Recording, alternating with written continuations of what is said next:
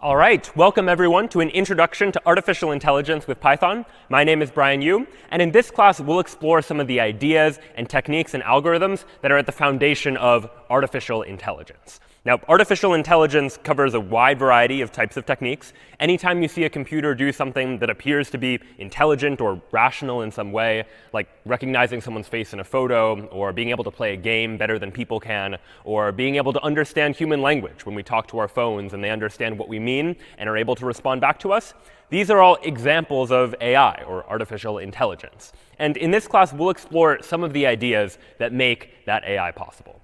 So we'll begin our conversations with search, the problem of we have an AI, and we would like the AI to be able to search for solutions to some kind of problem, no matter what that problem might be, whether it's trying to get driving directions from point A to point B, or trying to figure out how to play a game, given a tic-tac-toe game, for example, figuring out what move it ought to make.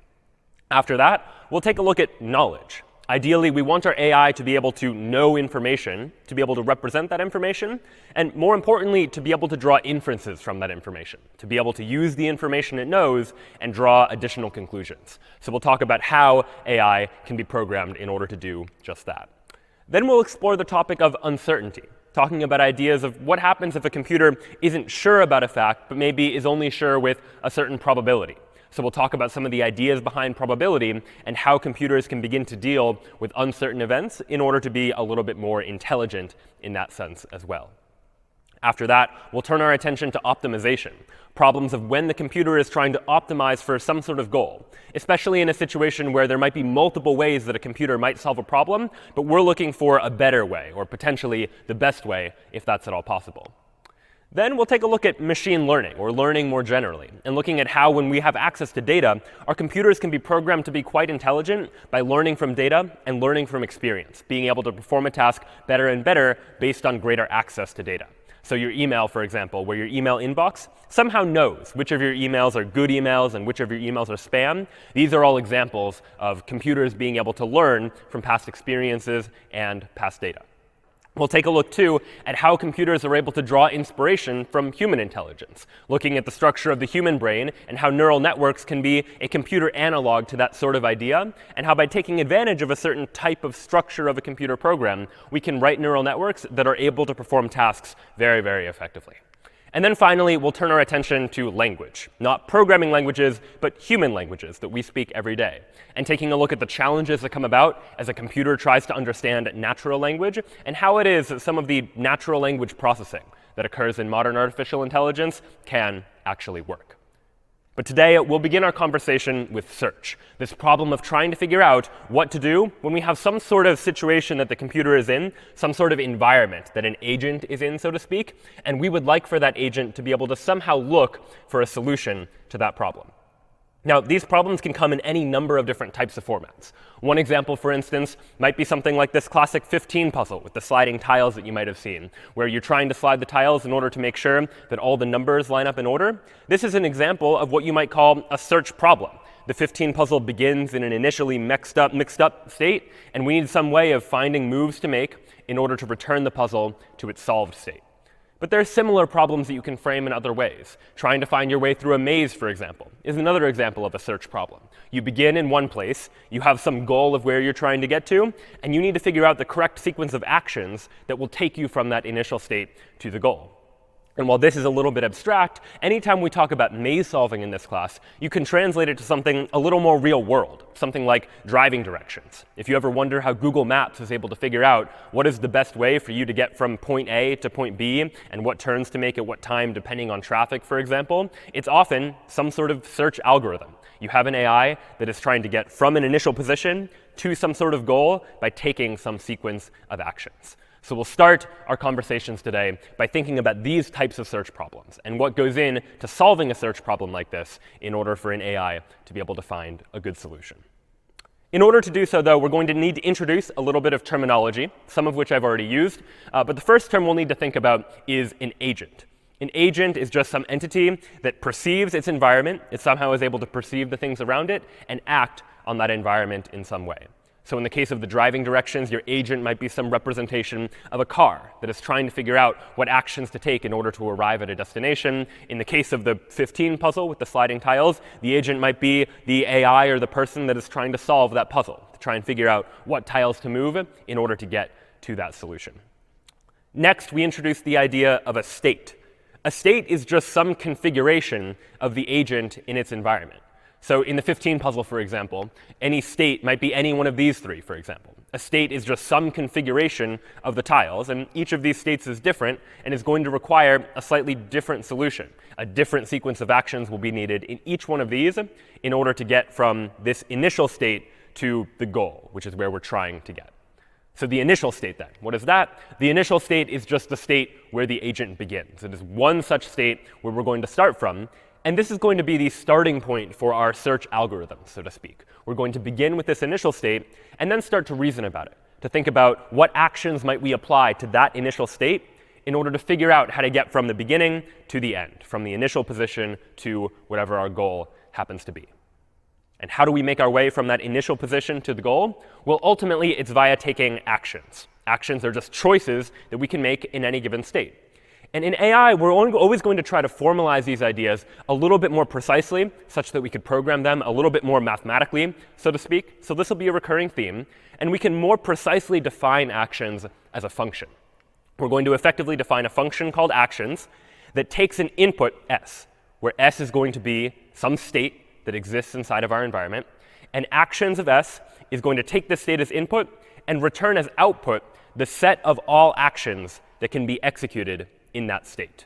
And so it's possible that some actions are only valid in certain states and not in other states. And we'll see examples of that soon too.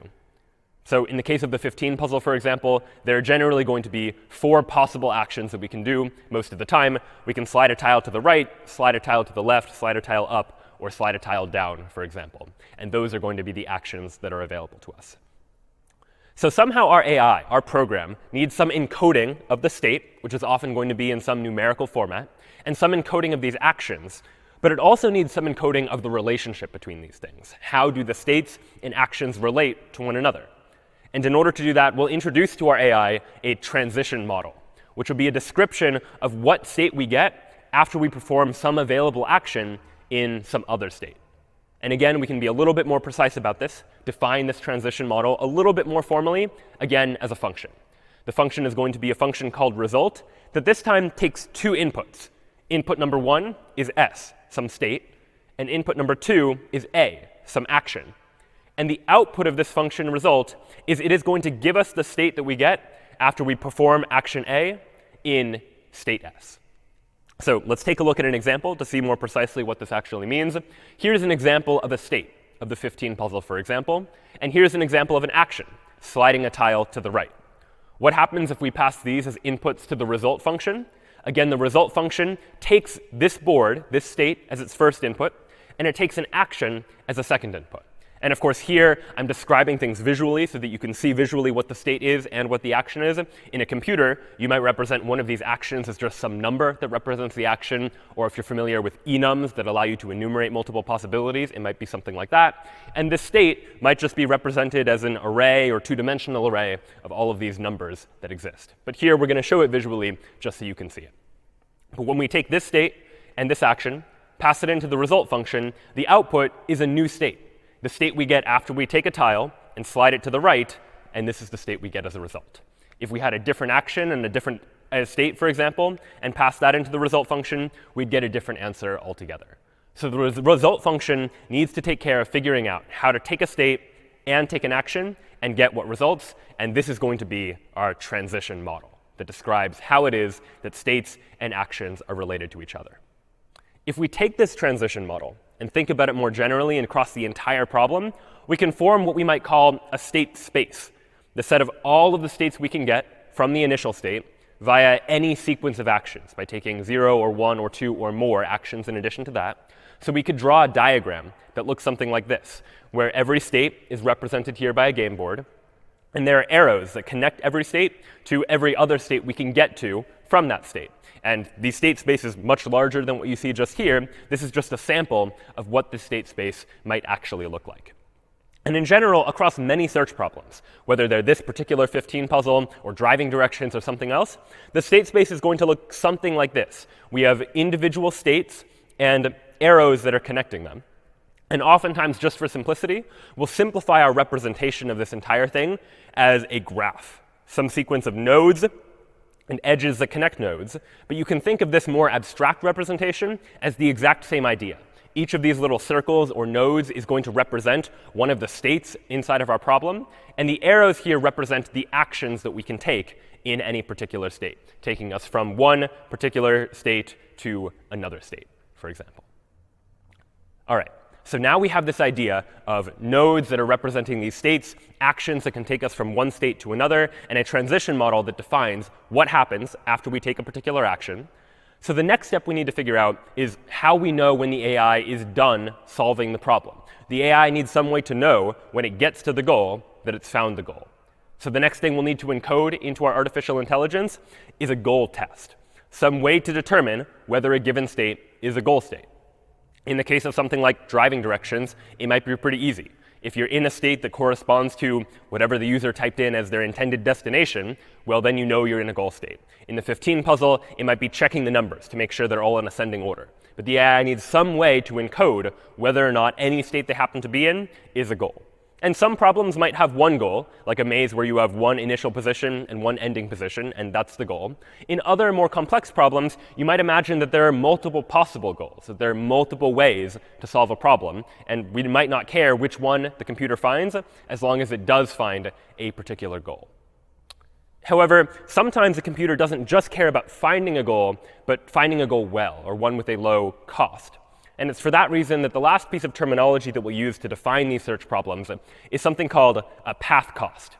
You might imagine that in the case of driving directions, it would be pretty annoying if I said I wanted directions from point A to point B, and the route that Google Maps gave me was a long route with lots of detours that were unnecessary, that took longer than it should have for me to get to that destination. And it's for that reason that when we're formulating search problems, we'll often give every path some sort of numerical cost, some number telling us how expensive it is to take this particular option, and then tell our AI that instead of just finding a solution, some way of getting from the initial state to the goal, we'd really like to find one that minimizes this path cost, that is less expensive or takes less time or minimizes some other numerical value. We can represent this graphically if we take a look at this graph again and imagine that each of these arrows, each of these actions that we can take from one state to another state, has some sort of number associated with it, that number being the path cost of this particular action, where some of the costs for any particular action might be more expensive than the cost for some other action, for example.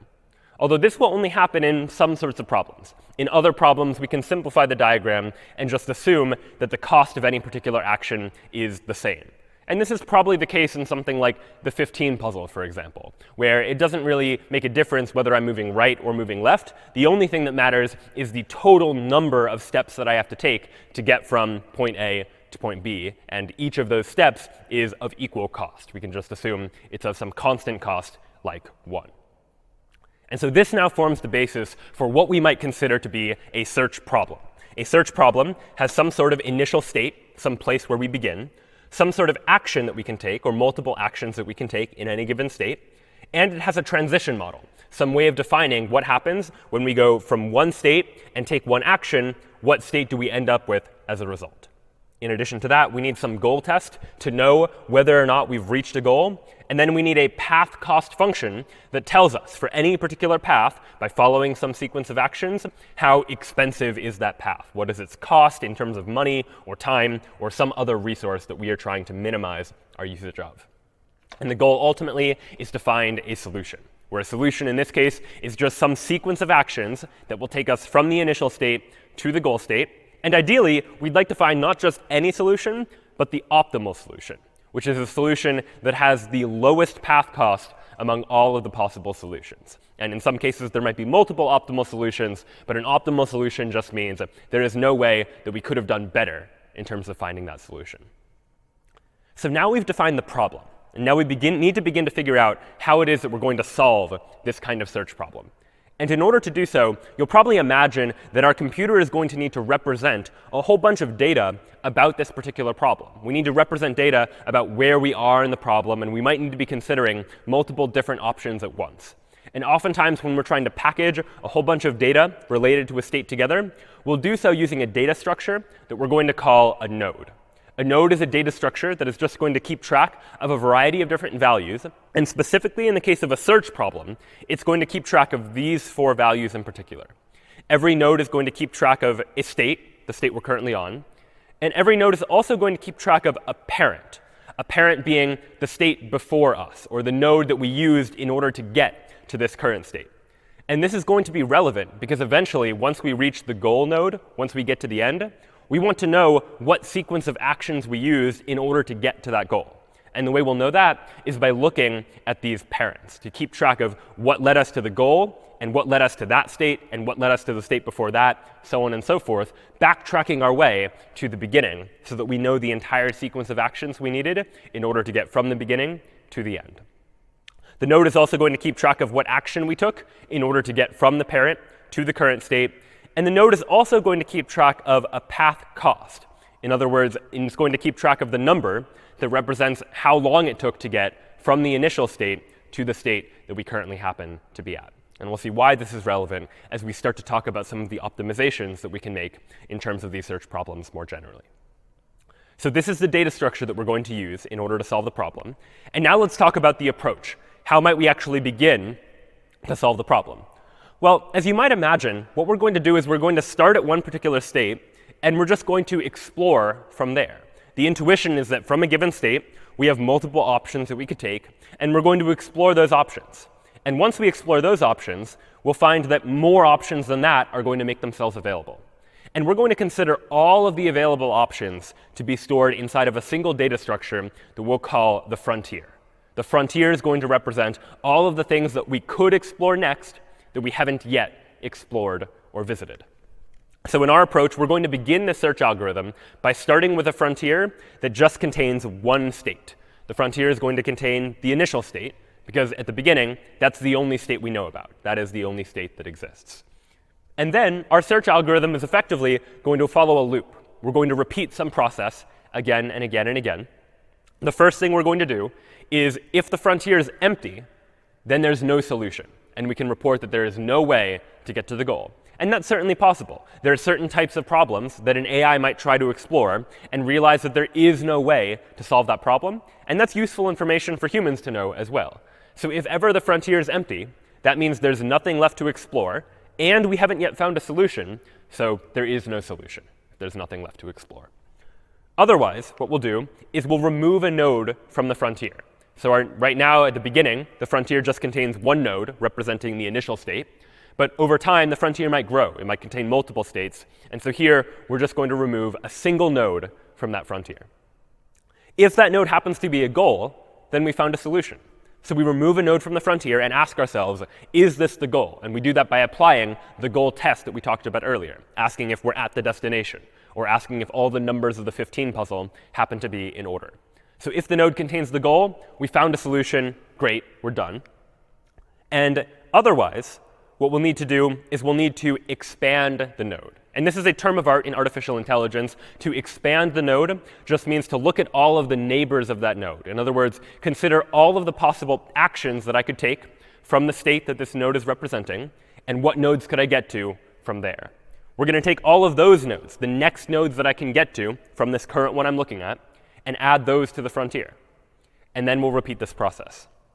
So at a very high level, the idea is we start with a frontier that contains the initial state, and we're constantly removing a node from the frontier, looking at where we can get to next, and adding those nodes to the frontier, repeating this process over and over until either we remove a node from the frontier and it contains a goal, meaning we've solved the problem, or we run into a situation where the frontier is empty, at which point we're left with no solution. So let's actually try and take this pseudocode, put it into practice by taking a look at an example of a sample search problem. So right here, I have a sample graph. A is connected to B via this action. B is connected to nodes C and D. C is connected to E. D is connected to F. And what I'd like to do is have my AI find a path from A to E. We want to get from this initial state to this goal state. So how are we going to do that? Well, we're going to start with a frontier that contains the initial state. This is going to represent our frontier. So our frontier initially will just contain A, that initial state where we're going to begin. And now we'll repeat this process. If the frontier is empty, no solution. That's not a problem because the frontier is not empty. So we'll remove a node from the frontier as the one to consider next. There's only one node in the frontier, so we'll go ahead and remove it from the frontier. But now A, this initial node, this is the node we're currently considering. We follow the next step. We ask ourselves, is this node the goal? No, it's not. A is not the goal. E is the goal. So we don't return the solution. So instead, we go to this last step, expand the node, and add the resulting nodes to the frontier. What does that mean? Well, it means take this state A and consider where we could get to next. And after A, what we could get to next is only B. So that's what we get when we expand A. We find B, and we add B to the frontier. And now B is in the frontier, and we repeat the process again. We say, all right, the frontier is not empty, so let's remove B from the frontier. B is now the node that we're considering. We ask ourselves, is B the goal? No, it's not. So we go ahead and expand B and add its resulting nodes to the frontier. What happens when we expand B? In other words, what nodes can we get to from B? Well, we can get to C and D. So we'll go ahead and add C and D from the frontier. And now we have two nodes in the frontier, C and D. And we repeat the process again. We remove a node from the frontier. For now, I'll do so arbitrarily just by picking C. We'll see why later, how choosing which node you remove from the frontier is actually quite an important part of the algorithm. But for now, I'll arbitrarily remove C, say it's not the goal, so we'll add E, the next one, to the frontier. Then let's say I remove E from the frontier. And now I check, I'm currently looking at state E. Is it a goal state? It is, because I'm trying to find a path from A to E. So I would return the goal. And that now would be the solution, that I'm now able to return the solution, and I have found a path from A to E. So this is the general idea, the general approach of this search algorithm, to follow these steps, constantly removing nodes from the frontier until we're able to find a solution. So the next question you might reasonably ask is, what could go wrong here? What are the potential problems with an approach like this? And here's one example of a problem that could arise from this sort of approach. Imagine this same graph, same as before, with one change. The change being now, instead of just an arrow from A to B, we also have an arrow from B to A, meaning we can go in both directions. And this is true in something like the 15 puzzle, where when I slide a tile to the right, I could then slide a tile to the left to get back to the original position. I could go back and forth between A and B, and that's what these double arrows symbolize, the idea that from one state, I can get to another, and then I can get back. And that's true in many search problems. What's going to happen if I try to apply the same approach now? Well, I'll begin with A, same as before, and I'll remove A from the frontier. And then I'll consider where I can get to from A. And after A, the only place I can get to is B, so B goes into the frontier. Then I'll say, all right, let's take a look at B. That's the only thing left in the frontier. Where can I get to from B? Before, it was just C and D. But now, because of that reverse arrow, I can get to A or C or D. So all three, A, C, and D, all of those now go into the frontier. They are places I can get to from B.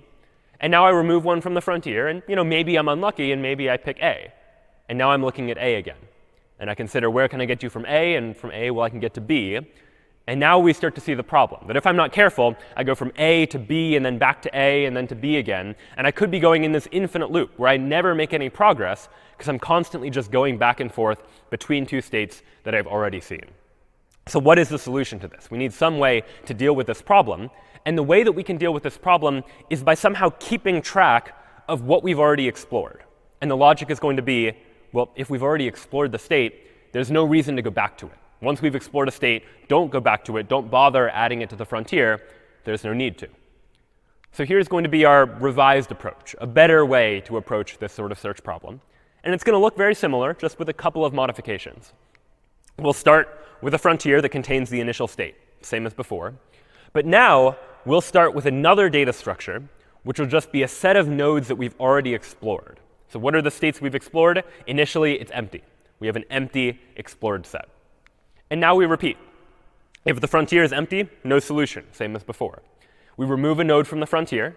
We check to see if it's a goal state, return the solution. None of this is any different so far. But now, what we're going to do is we're going to add the node to the explored state. So if it happens to be the case that we remove a node from the frontier and it's not the goal, we'll add it to the explored set so that we know we've already explored it. We don't need to go back to it again if it happens to come up later. And then the final step, we expand the node, and we add the resulting nodes to the frontier.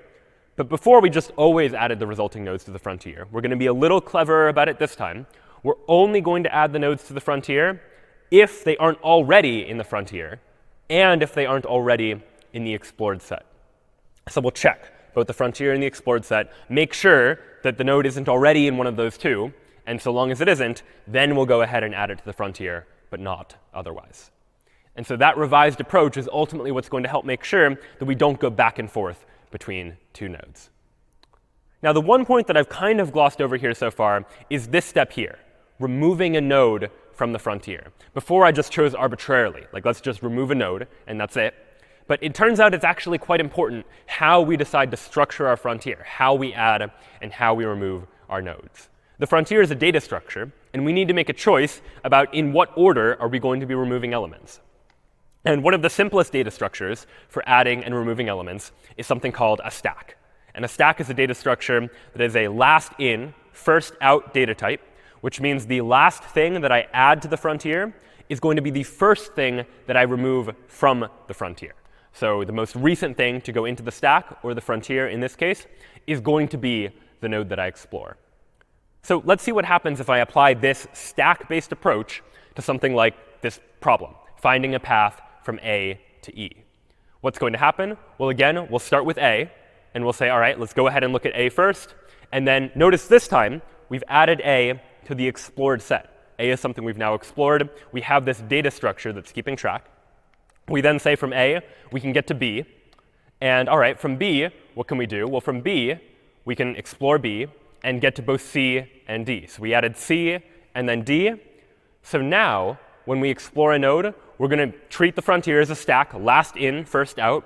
D was the last one to come in. So we'll go ahead and explore that next and say, all right, where can we get to from D? Well, we can get to F. And so, all right, we'll explore, put F into the frontier. And now, because the frontier is a stack, F is the most recent thing that's gone in this stack. So F is what we'll explore next. We'll explore F and say, all right, where can we get to from F? Well, we can't get anywhere, so nothing gets added to the frontier. So now, what was the new most recent thing added to the frontier? Well, it's now C, the only thing left in the frontier. We'll explore that, from which we can see, all right, from C we can get to E. So E goes into the frontier. And then we say, all right, let's look at E. And E is now the solution. And now we've solved the problem.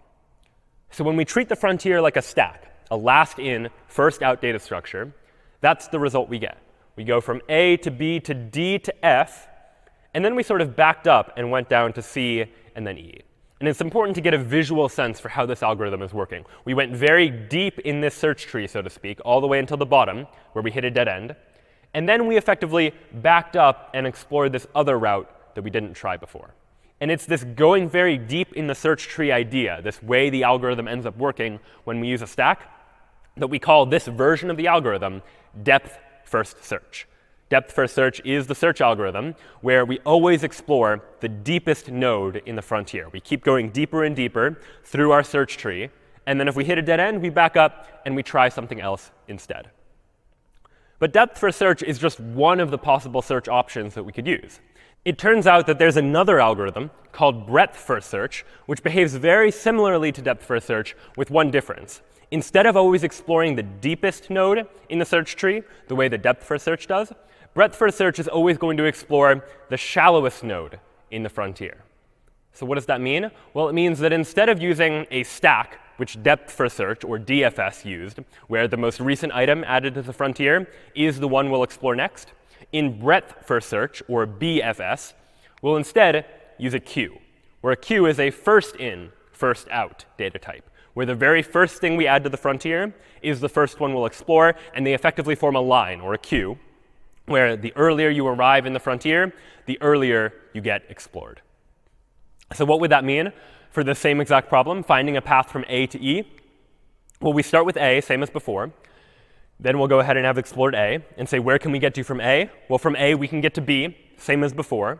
From B, same as before, we can get to C and D. So C and D get added to the frontier. This time, though, we added C to the frontier before D. So we'll explore C first.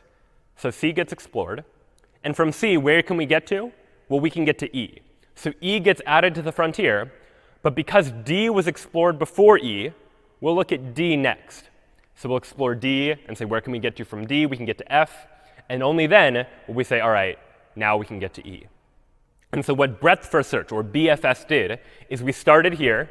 We looked at both C and D, and then we looked at E. Effectively, we're looking at things 1 away from the initial state, then 2 away from the initial state, and only then things that are 3 away from the initial state. Unlike depth first search, which just went as deep as possible into the search tree until it hit a dead end, and then ultimately had to back up. So these now are 2 different search algorithms that we could apply in order to try and solve a problem. And let's take a look at how these would actually work in practice with something like maze solving, for example. So here's an example of a maze. These empty cells represent places where our agent can move. These darkened gray cells represent walls that the agent can't pass through. And ultimately, our agent, our AI, is going to try to find a way to get from position A to position B via some sequence of actions, where those actions are left, right, up, and down. What will depth first search do in this case? Well, depth first search will just follow one path. If it reaches a fork in the road where it has multiple different options, depth first search is just, in this case, going to choose one. It has no real preference. But it's going to keep following one until it hits a dead end. And when it hits a dead end, depth first search effectively goes back to the last decision point and tries the other path, fully exhausting this entire path. And when it realizes that, OK, the goal's not here, then it turns its attention to this path. It goes as deep as possible. When it hits a dead end, it backs up and then tries this other path, keeps going as deep as possible down one particular path. And when it realizes that that's a dead end, then it'll back up and then ultimately find its way to the goal. And maybe you got lucky and maybe you made a different choice earlier on, but ultimately this is how depth first search is going to work. It's going to keep following until it hits a dead end, and when it hits a dead end, it backs up and looks for a different solution. And so one thing you might reasonably ask is this algorithm always going to work? Will it always actually find a way to get from the initial state to the goal? And it turns out that as long as our maze is finite, as long as there are only finitely many spaces where we can travel, then yes, depth first search is going to find a solution, because eventually it'll just explore everything. If the maze happens to be infinite and there's an infinite state space, which does exist in certain types of problems, then it's a slightly different story. But as long as our maze has finitely many squares, we're going to find a solution. The next question, though, that we want to ask is it going to be a good solution? Is it the optimal solution that we can find? And the answer there is not necessarily. And let's take a look at an example of that. In this maze, for example, we're again trying to find our way from A to B. And you notice here there are multiple possible solutions. We could go this way, or we could go up in order to make our way from A to B. Now, if we're lucky, depth first search will choose this way and get to B. But there's no reason necessarily why depth first search would choose between going up or going to the right. It's sort of an arbitrary decision point, because both are going to be added to the frontier. And ultimately, if we get unlucky, depth first search might choose to explore this path first, because it's just a random choice at this point. It'll explore, explore, explore, and it'll eventually find the goal, this particular path, when in actuality there was a better path. There was a more optimal solution that used fewer steps, assuming we're measuring the cost of a solution based on the number of steps that we need to take. So depth first search, if we're unlucky, might end up not finding the best solution when a better solution is available. So if that's DFS, depth first search, how does BFS, or breadth first search, compare? How would it work in this particular situation? Well, the algorithm is going to look very different visually in terms of how BFS explores. Because BFS looks at shallower nodes first, the idea is going to be BFS will first look at all of the nodes that are 1 away from the initial state. Look here and look here, for example, just at the 2 nodes that are immediately next to this initial state. Then it'll explore nodes that are 2 away, looking at this state and that state, for example. Then it'll explore nodes that are 3 away, this state and that state. Whereas depth first search just picked one path and kept following it, breadth first search, on the other hand, is taking the option of exploring all of the possible paths kind of at the same time, bouncing back between them, looking deeper and deeper at each one, but making sure to explore the shallower ones, or the ones that are closer to the initial state, earlier. So we'll keep following this pattern, looking at things that are 4 away, looking at things that are 5 away, looking at things that are 6 away, until eventually we make our way to the goal. And in this case, it's true we had to explore some states that ultimately didn't lead us anywhere, but the path that we found to the goal was the optimal path. This is the shortest way that we could get to the goal. And so what might happen then in a larger maze? Well, let's take a look at something like this and how breadth first search is going to behave. Well, breadth first search, again, will just keep following the states until it receives a decision point. It could go either left or right. And while DFS just picked one and kept following that until it hit a dead end, BFS, on the other hand, will explore both. It'll say, look at this node, then this node, and it'll look at this node, then that node, so on and so forth.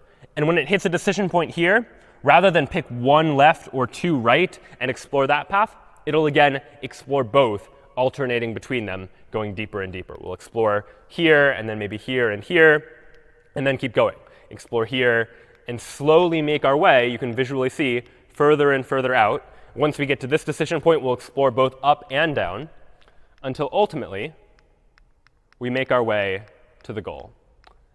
And what you'll notice is, yes, breadth first search did find our way from A to B by following this particular path, but it needed to explore a lot of states in order to do so.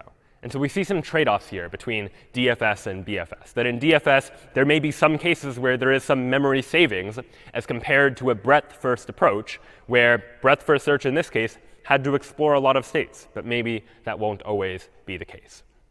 So now let's actually turn our attention to some code and look at the code that we could actually write in order to implement something like depth-first search or breadth-first search in the context of solving a maze, for example.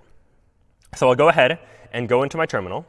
And what I have here inside of maze.py is an implementation of this same idea of maze solving.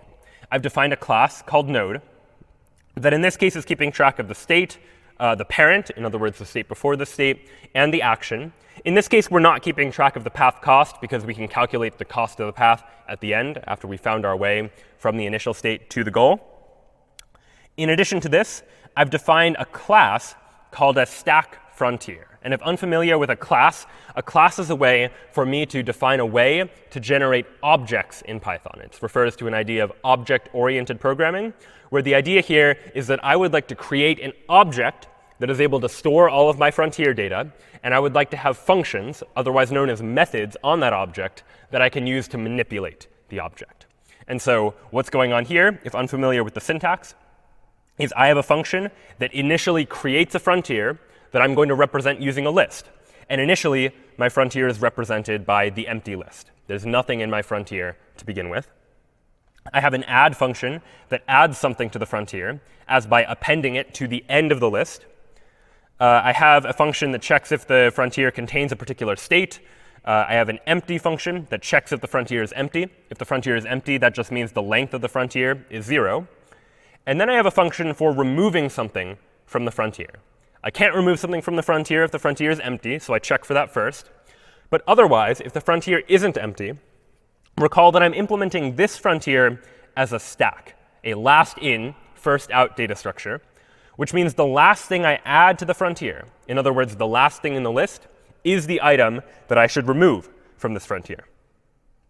So what you'll see here is I have removed the last item of a list. And if you index into a Python list with -1, that gets you the last item in the list. Since 0 is the first item, -1 kind of wraps around and gets you to the last item in the list. So we give that the node. We call that node. We update the frontier here on line 28 to say, go ahead and remove that node that you just removed from the frontier. And then we return the node as a result. So this class here effectively implements the idea of a frontier. It gives me a way to add something to a frontier and a way to remove something from the frontier as a stack. I've also, just for good measure, implemented an alternative version of the same thing called a queue frontier, which, in parentheses, you'll see here, it inherits from a stack frontier, meaning it's going to do all the same things that the stack frontier did, except the way we remove a node from the frontier is going to be slightly different. Instead of removing from the end of the list, the way we would in a stack, we're instead going to remove from the beginning of the list. Self.frontier0 will get me the first node in the frontier, the first one that was added, and that is going to be the one that we return in the case of a queue. Then under here, I have a definition of a class called maze. This is going to handle the process of taking a sequence, a maze-like text file, and figuring out how to solve it. So it will take as input a text file that looks something like this, for example, where we see hash marks that are here representing walls, and I have the character A representing the starting position, and the character B representing the ending position. And you can take a look at the code for parsing this text file right now. That's the less interesting part. The more interesting part is this solve function here, where the solve function is going to figure out how to actually get from point A to point B. And here we see an implementation of the exact same idea we saw from a moment ago. We're going to keep track of how many states we've explored, just so we can report that data later. But I start with a node that represents just the start state. And I start with a frontier that in this case is a stack frontier. And given that I'm treating my frontier as a stack, you might imagine that the algorithm I'm using here is now depth first search, because depth first search, or DFS, uses a stack as its data structure. And initially, this frontier is just going to contain the start state. We initialize an explored set that initially is empty. There's nothing we've explored so far. And now here's our loop, that notion of repeating something again and again. First, we check if the frontier is empty by calling that empty function that we saw the implementation of a moment ago. And if the frontier is indeed empty, we'll go ahead and raise an exception, or a Python error, to say, sorry, there is no solution to this problem. Otherwise, we'll go ahead and remove a node from the frontier, as by calling frontier.remove, and update the number of states we've explored, because now we've explored one additional state. So we say self.numExplored plus equals 1, adding 1 to the number of states we've explored. Once we remove a node from the frontier, recall that the next step is to see whether or not it's the goal test. And in the case of the maze, the goal is pretty easy. I check to see whether the state of the node is equal to the goal. Initially, when I set up the maze, I set up this value called goal, which is a property of the maze, so I can just check to see if the node is actually the goal. And if it is the goal, then what I want to do is backtrack my way towards figuring out what actions I took in order to get to this goal.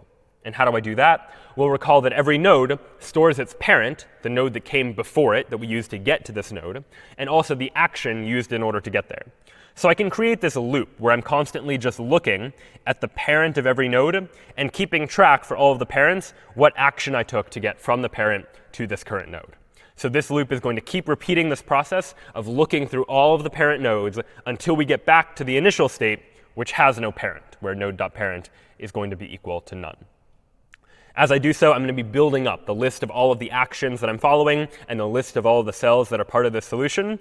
But I'll reverse them because when I build it up, going from the goal back to the initial state, I'm building the sequence of actions from the goal to the initial state, but I want to reverse them in order to get the sequence of actions from the initial state to the goal. And that is ultimately going to be the solution. So all of that happens if the current state is equal to the goal. And otherwise, if it's not the goal, well, then I'll go ahead and add this state to the explored set to say, I've explored this state now. No need to go back to it if I come across it in the future. And then this logic here implements the idea of adding neighbors to the frontier. I'm saying, look at all of my neighbors. And I implemented a function called neighbors that you can take a look at. And for each of those neighbors, I'm going to check, is the state already in the frontier? Is the state already in the explored set? And if it's not in either of those, then I'll go ahead and add this new child node, this new node, to the frontier. So there's a fair amount of syntax here, but the key here is not to understand all the nuances of the syntax, though feel free to take a closer look at this file on your own to get a sense for how it is working. But the key is to see how this is an implementation of the same pseudocode, the same idea that we were describing a moment ago on the screen when we were looking at the steps that we might follow in order to solve this kind of search problem. So now let's actually see this in action. I'll go ahead and run maze.py on maze1.txt, for example. And what we'll see is here we have a printout of what the maze initially looked like. And then here down below is after we've solved it. We had to explore 11 states in order to do it, and we found a path from A to B. And in this program, I just happened to generate a graphical representation of this as well. So I can open up maze.png, which is generated by this program, that shows you where in the darker color here are the walls, red is the initial state, green is the goal, and yellow is the path that was followed. We found a path from the initial state to the goal. But now let's take a look at a more sophisticated maze to see what might happen instead. Let's look now at maze2.txt, where now here we have a much larger maze. Again, we're trying to find our way from point A to point B. But now you'll imagine that depth first search might not be so lucky. It might not get the goal on the first try. It might have to follow one path, then backtrack and explore something else a little bit later. So let's try this. We'll run python maze.py of maze2.txt, this time trying on this other maze. And now depth first search is able to find a solution. Here, as indicated by the stars, is a way to get from A to B. And we can represent this visually by opening up this maze. Here's what that maze looks like, and highlighted in yellow is the path that was found from the initial state to the goal. But how many states did we have to explore before we found that path? Well, recall that in my program, I was keeping track of the number of states that we've explored so far. And so I can go back to the terminal and see that, all right, in order to solve this problem, we had to explore 399 different states. And in fact, if I make one small modification to the program, and tell the program at the end when we output this image, I added an argument called showExplored. And if I set showExplored equal to true and rerun this program, python maze.py, running it on maze2, and then I open the maze, what you'll see here is highlighted in red are all of the states that had to be explored to get from the initial state to the goal. Depth first search, or DFS, didn't find its way to the goal right away. It made a choice to first explore this direction.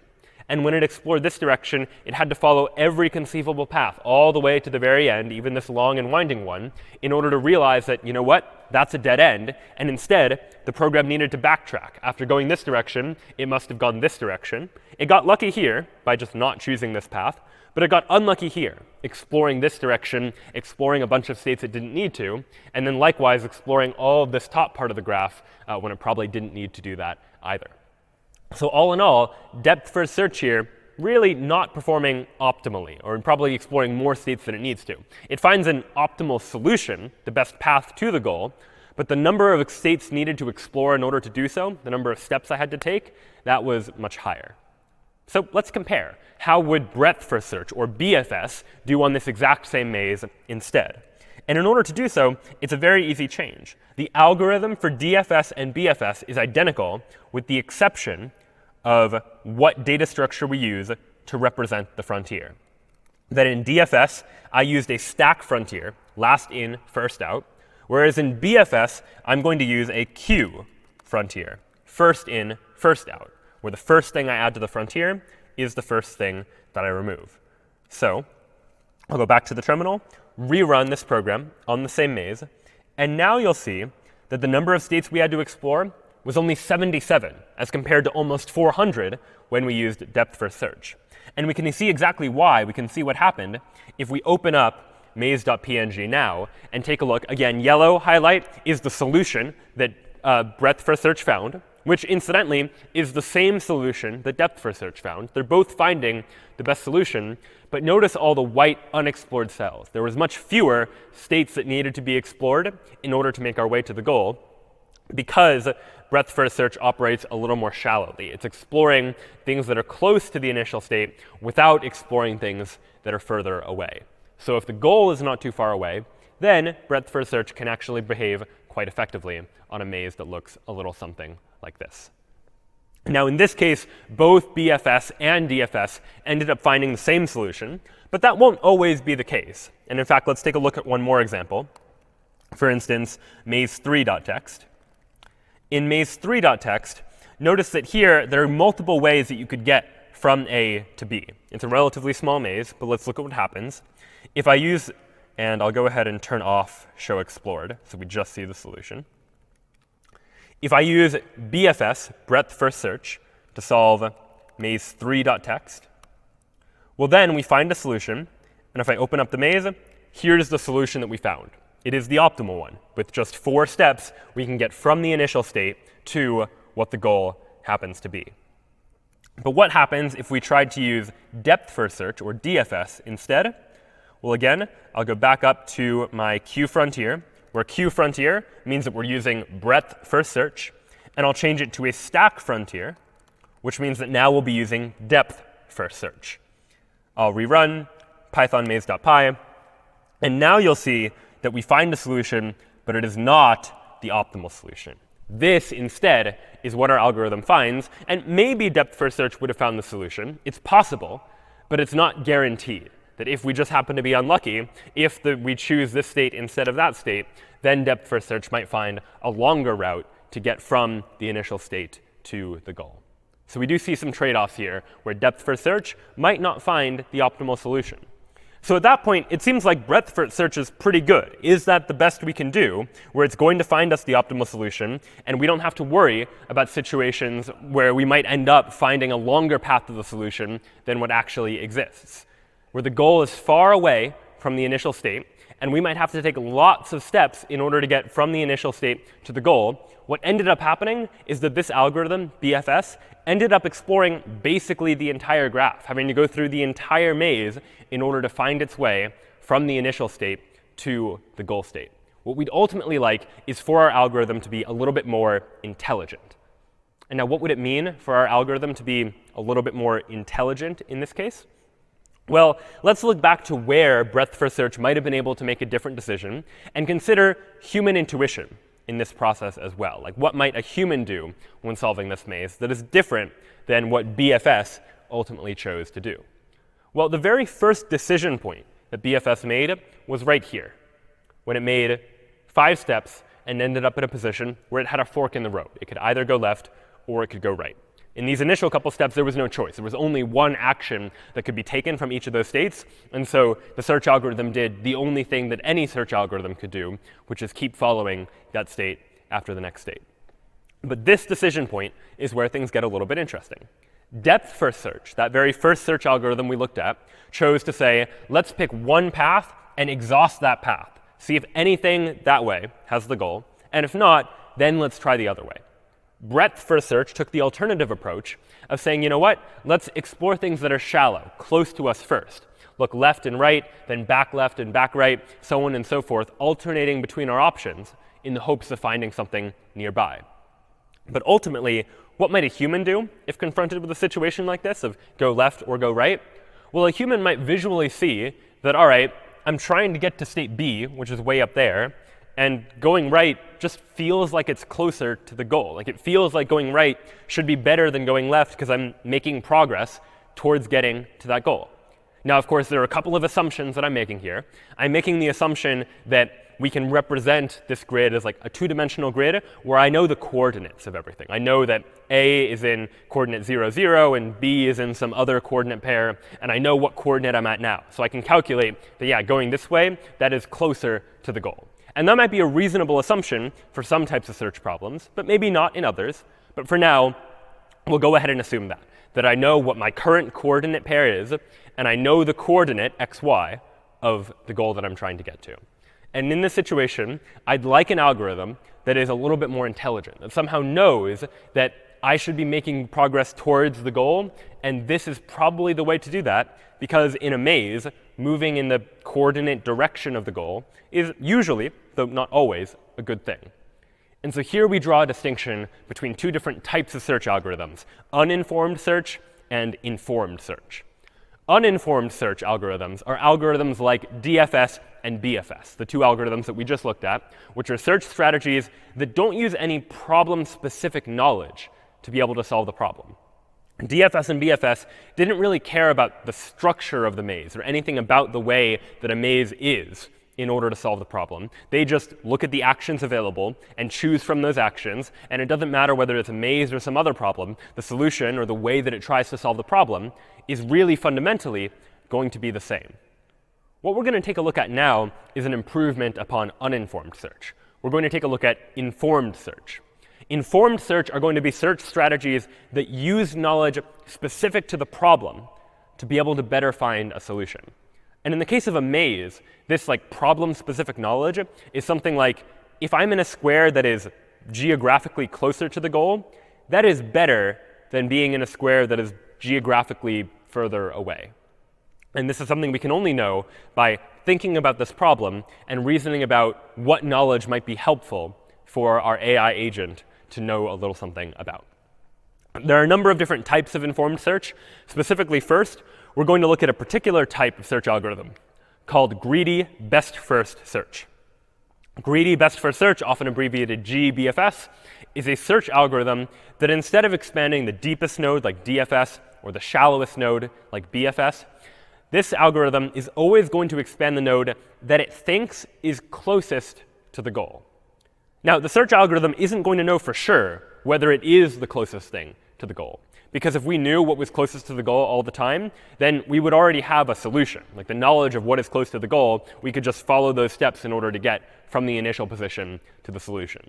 But if we don't know the solution, meaning we don't know exactly what's closest to the goal, instead, we can use an estimate of what's closest to the goal, otherwise known as a heuristic, just some way of estimating whether or not we're close to the goal. And we'll do so using a heuristic function, conventionally called h of n, that takes a state as input and returns our estimate of how close we are to the goal. So what might this heuristic function actually look like in the case of a maze-solving algorithm, where we're trying to solve a maze? What does a heuristic look like? Well, the heuristic needs to answer a question like, between these two cells, C and D, which one is better? Which one would I rather be in if I'm trying to find my way to the goal? Well, any human could probably look at this and tell you, you know what, D looks like it's better.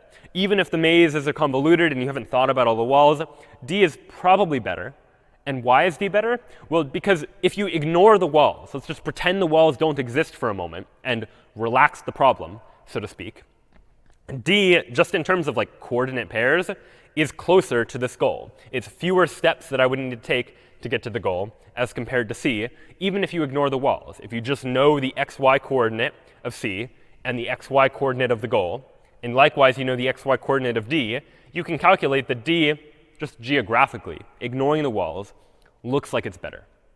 And so this is the heuristic function that we're going to use. And it's something called the Manhattan distance, one specific type of heuristic, where the heuristic is how many squares vertically and horizontally, and then left to right, so not allowing myself to go diagonally, just either up or right or left or down.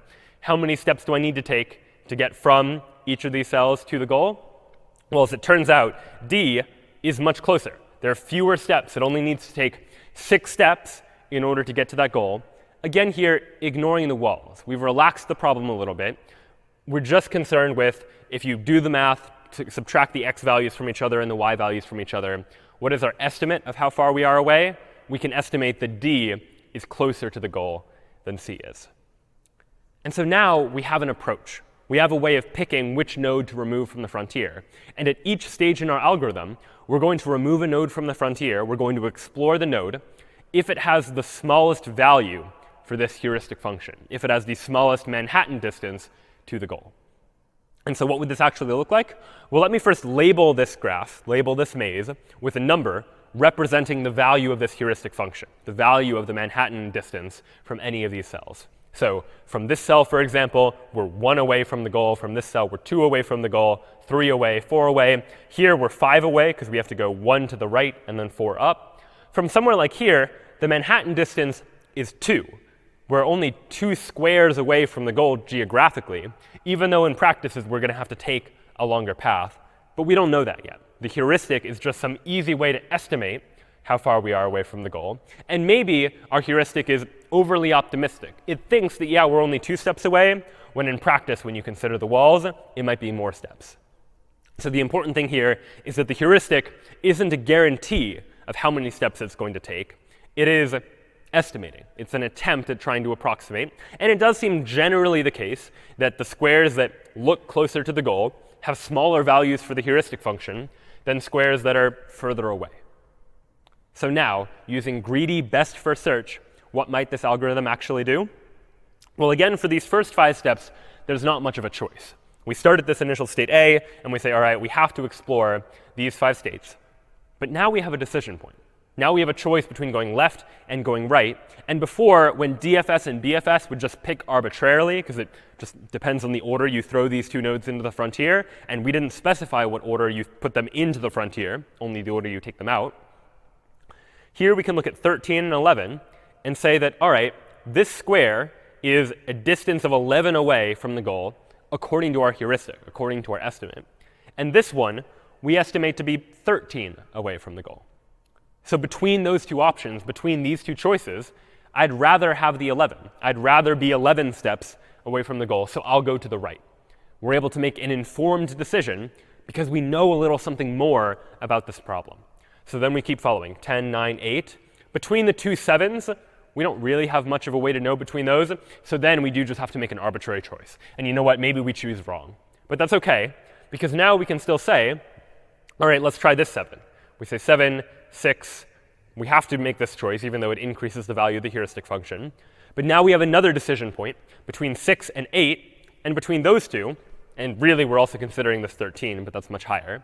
Between 6, 8, and 13, well, the 6 is the smallest value, so we'd rather take the 6. We're able to make an informed decision that going this way to the right is probably better than going down. So we turn this way, we go to 5, and now we find a decision point where we'll actually make a decision that we might not want to make, but there's unfortunately not too much of a way around this. We see 4 and 6. 4 looks closer to the goal, right? It's going up, and the goal is further up. So we end up taking that route, which ultimately leads us to a dead end. But that's OK, because we can still say, all right, now let's try the 6, and now follow this route that will ultimately lead us to the goal. And so this now is how greedy best first search might try to approach this problem, by saying whenever we have a decision between multiple nodes that we could explore, let's explore the node that has the smallest value of h of n, this heuristic function that is estimating how far I have to go. And it just so happens that in this case, we end up doing better in terms of the number of states we needed to explore than BFS needed to. BFS explored all of this section and all of that section, but we were able to eliminate that by taking advantage of this heuristic, this knowledge about how close we are to the goal, or some estimate of that idea. So this seems much better. So wouldn't we always prefer an algorithm like this over an algorithm like breadth first search? Well, maybe. One thing to take into consideration is that we need to come up with a good heuristic. How good the heuristic is going to affect how good this algorithm is. And coming up with a good heuristic can oftentimes be challenging. But the other thing to consider is to ask the question, just as we did with the prior two algorithms, is this algorithm optimal? Will it always find the shortest path from the initial state to the goal? And to answer that question, let's take a look at this example for a moment. Take a look at this example. Again, we're trying to get from A to B. And again, I've labeled each of the cells with their Manhattan distance from the goal, the number of squares up and to the right you would need to travel in order to get from that square to the goal. And let's think about, would greedy best first search that always picks the smallest number end up finding the optimal solution? What is the shortest solution, and would this algorithm find it? And the important thing to realize is that right here is the decision point. We're estimated to be 12 away from the goal, and we have two choices. We can go to the left, which we estimate to be 13 away from the goal, or we can go up, where we estimate it to be 11 away from the goal. And between those two, greedy best first search is going to say the 11 looks better than the 13. And in doing so, greedy best first search will end up finding this path to the goal. But it turns out this path is not optimal. There is a way to get to the goal using fewer steps, and it's actually this way that ultimately involved fewer steps, even though it meant at this moment choosing the worst option between the two, or what we estimated to be the worst option based on the heuristics. And so this is what we mean by this is a greedy algorithm. It's making the best decision locally. At this decision point, it looks like it's better to go here than it is to go to the 13. But in the big picture, it's not necessarily optimal, that it might find a solution when in actuality there was a better solution available. So we would like some way to solve this problem. We like the idea of this heuristic, of being able to estimate the path, the distance between us and the goal. And that helps us to be able to make better decisions and to eliminate having to search through entire parts of this state space. But we would like to modify the algorithm so that we can achieve optimality, so that it can be optimal. And what is the way to do this? What is the intuition here? Well, let's take a look at this problem. In this initial problem, greedy best first search found us this solution here, this long path. And the reason why it wasn't great is because, yes, the heuristic numbers went down pretty low, but later on, they started to build back up. They built back 8, 9, 10, 11, all the way up to 12 in this case. And so how might we go about trying to improve this algorithm?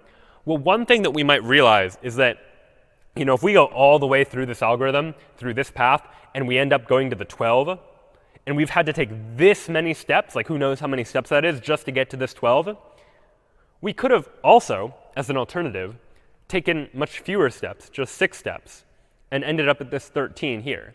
And yes, 13 is more than 12, so it looks like it's not as good, but it required far fewer steps.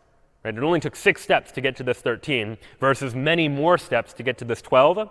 And while greedy best first search says, oh, well, 12 is better than 13, so pick the 12, we might more intelligently say, I'd rather be somewhere that heuristically looks like it takes slightly longer if I can get there much more quickly. And we're going to encode that idea, this general idea, into a more formal algorithm known as A-star search. A-star search is going to solve this problem by, instead of just considering the heuristic, also considering how long it took us to get to any particular state. So the distinction is greedy best first search. If I am in a state right now, the only thing I care about is what is the estimated distance, the heuristic value, between me and the goal. Whereas A-star search will take into consideration 2 pieces of information. It'll take into consideration how far do I estimate I am from the goal, but also how far did I have to travel in order to get here, because that is relevant too. So we'll search algorithms by expanding the node with the lowest value of g of n plus h of n. H of n is that same heuristic that we were talking about a moment ago that's going to vary based on the problem. But g of n is going to be the cost to reach the node, how many steps I had to take, in this case, to get to my current position. So what does that search algorithm look like in practice? Well, let's take a look. Again, we've got the same maze. And again, I've labeled them with their Manhattan distance. This value is the h of n value, the heuristic estimate of how far each of these squares is away from the goal. But now, as we begin to explore states, we care not just about this heuristic value, but also about g of n, the number of steps I had to take in order to get there. And I care about summing those 2 numbers together. So what does that look like? On this very first step, I have taken 1 step, and now I am estimated to be 16 steps away from the goal. So the total value here is 17. Then I take 1 more step. I've now taken 2 steps, and I estimate myself to be 15 away from the goal. Again, a total value of 17. Now I've taken 3 steps, and I'm estimated to be 14 away from the goal, so on and so forth. 4 steps, an estimate of 13. 5 steps, estimate of 12. And now here's a decision point. I could either be 6 steps away from the goal with a heuristic of 13 for a total of 19, or I could be 6 steps away from the goal with a heuristic of 11 with an estimate of 17 for the total. So between 19 and 17, I'd rather take the 17, the 6 plus 11. So far, no different than what we saw before. We're still taking this option because it appears to be better. And I keep taking this option because it appears to be better. But it's right about here that things get a little bit different. Now, I could be 15 steps away from the goal with an estimated distance of 6. So 15 plus 6, total value of 21. Alternatively, I could be 6 steps away from the goal, because this is 5 steps away, so this is 6 steps away, with a total value of 13 as my estimate. So 6 plus 13, that's 19. So here, we would evaluate g of n plus h of n to be 19, 6 plus 13. Whereas here, we would be 15 plus 6, or 21. And so the intuition is 19 less than 21, pick here. But the idea is ultimately I'd rather be having taken fewer steps, get to a 13, than having taken 15 steps and be at a 6. Because it means I've had to take more steps in order to get there. Maybe there's a better path this way. So instead, we'll explore this route. Now if we go 1 more, this is 7 steps plus 14 is 21. So between those 2, it's sort of a toss-up. We might end up exploring that one anyways. But after that, as these numbers start to get bigger in the heuristic values, and these heuristic values start to get smaller, you'll find that we'll actually keep exploring down this path. And you can do the math to see that at every decision point, A-star search is going to make a choice based on the sum of how many steps it took me to get to my current position, and then how far I estimate I am from the goal. So while we did have to explore some of these states, the ultimate solution we found was, in fact, an optimal solution. It did find us the quickest possible way to get from the initial state to the goal. And it turns out that A-star is an optimal search algorithm under certain conditions. So the conditions are h of n, my heuristic, needs to be admissible. What does it mean for a heuristic to be admissible? Well, a heuristic is admissible if it never overestimates the true cost. H of n always needs to either get it exactly right in terms of how far away I am, or it needs to underestimate.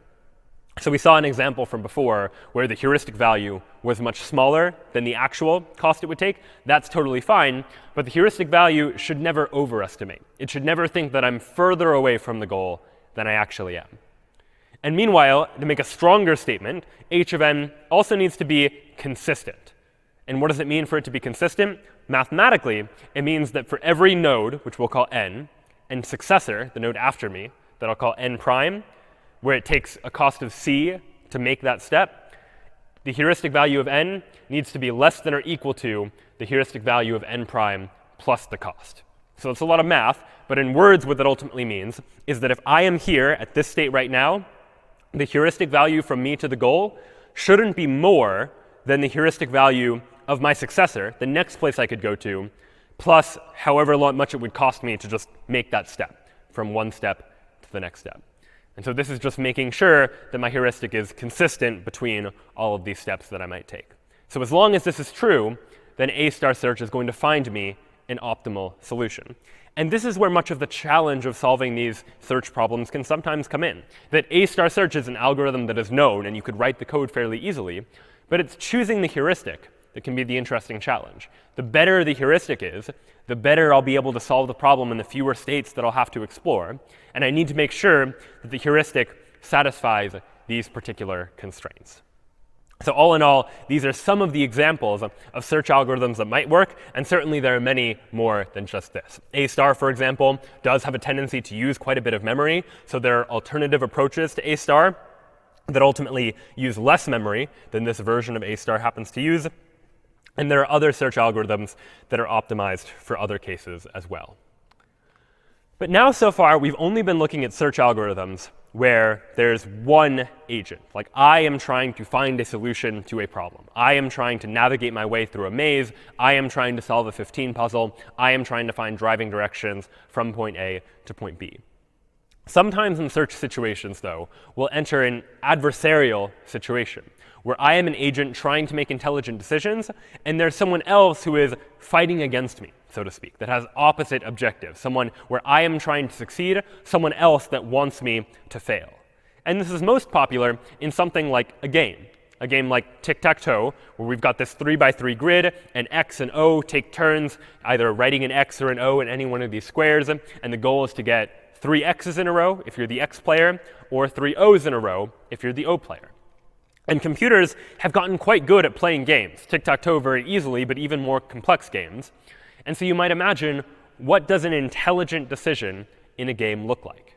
So maybe X makes an initial move in the middle, and O plays up here. Like, what does an intelligent move for X now become? Like, where should you move if you were X? And it turns out there are a couple of possibilities. But if an AI is playing this game optimally, then the AI might play somewhere like the upper right, where in this situation, O has the opposite objective of X. X is trying to win the game, to get 3 in a row, diagonally here. And O is trying to stop that objective, opposite of the objective. And so O is going to place here to try to block. But now, X has a pretty clever move. X can make a move like this, where now X has 2 possible ways that X can win the game. X could win the game by getting 3 in a row across here, or X could win the game by getting 3 in a row vertically this way. So it doesn't matter where O makes their next move. O could play here, for example, blocking the 3 in a row horizontally. But then X is going to win the game by getting a 3 in a row vertically. And so there's a fair amount of reasoning that's going on here in order for the computer to be able to solve a problem. And it's similar in spirit to the problems we've looked at so far, right? There are actions. There's some sort of state of the board and some transition from one action to the next. But it's different in the sense that this is now not just a classical search problem, but an adversarial search problem. That I am the X player trying to find the best moves to make, but I know that there's some adversary that is trying to stop me. So we need some sort of algorithm to deal with these adversarial type of search situations. And the algorithm we're going to take a look at is an algorithm called minimax, which works very well for these deterministic games where there are 2 players. It can work for other types of games as well, but we'll look right now at games where I make a move, then my opponent makes a move, and I am trying to win, and my opponent is trying to win also, or in other words, my opponent is trying to get me to lose. And so what do we need in order to make this algorithm work? Well, anytime we try and translate this human concept of like playing a game, winning and losing, to a computer, we want to translate it in terms that the computer can understand. And ultimately, the computer really just understands numbers. And so we want some way of translating a game of x's and o's on a grid to something numerical, something the computer can understand. The computer doesn't normally understand notions of like win or lose, but it does understand the concept of like bigger and smaller. And so what we might do is we might take each of the possible ways that a tic-tac-toe game can unfold and assign a value or a utility to each one of those possible ways. And in a tic-tac-toe game, and in many types of games, there are 3 possible outcomes. The outcomes are O wins, X wins, or nobody wins. So player 1 wins, player 2 wins, or nobody wins. And for now, let's go ahead and assign each of these possible outcomes a different value. We'll say O winning, that'll have a value of -1. Nobody winning, that'll have a value of 0. And X winning, that will have a value of 1. So we've just assigned numbers to each of these 3 possible outcomes. And now we have 2 players. We have the X player and the O player. And we're going to go ahead and call the X player the max player. And we'll call the O player the min player. And the reason why is because in the minimax algorithm, the max player, which in this case is X, is aiming to maximize the score. Right? These are the possible options for the score, -1, 0, and 1.